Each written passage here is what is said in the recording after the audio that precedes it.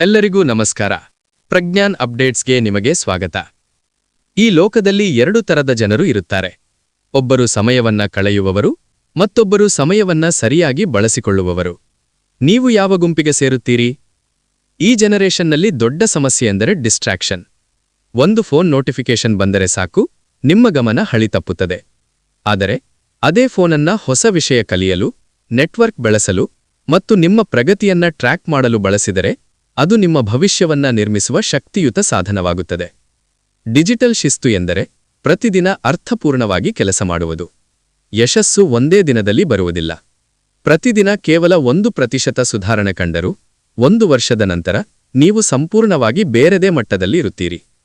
Winners ರಹಸ್ಯ ಏನೆಂದರೆ, motivation ಇಲ್ಲದಿದ್ದರೂ ಅಥವಾ ಫಲಿತಾಂಶ ನಿಧಾನವಾಗಿದ್ದರೂ ಅವರು ಪ್ರತಿದಿನ ತಮ್ಮ ಕೆಲಸವನ್ನ ಮುಂದುವರಿಸುತ್ತಾರೆ. ಒಂದು ಕ್ಷಣ ಯೋಚಿಸಿ. ನೀವು ಇದೇ ಶಿಸ್ತನ್ನ ಕಾಪಾಡಿಕೊಂಡರೆ ಭವಿಷ್ಯದಲ್ಲಿ ನೀವೇ ನಿಮಗೆ ಧನ್ಯವಾದ ಹೇಳುತ್ತೀರಿ. ನೆನಪಿಡಿ, ಕನ್ಸಿಸ್ಟೆನ್ಸಿ ಎನ್ನುವುದು ಮೋಟಿವೇಶನ್ಗಿಂತ ಹೆಚ್ಚು ಶಕ್ತಿಯುತವಾದದ್ದು.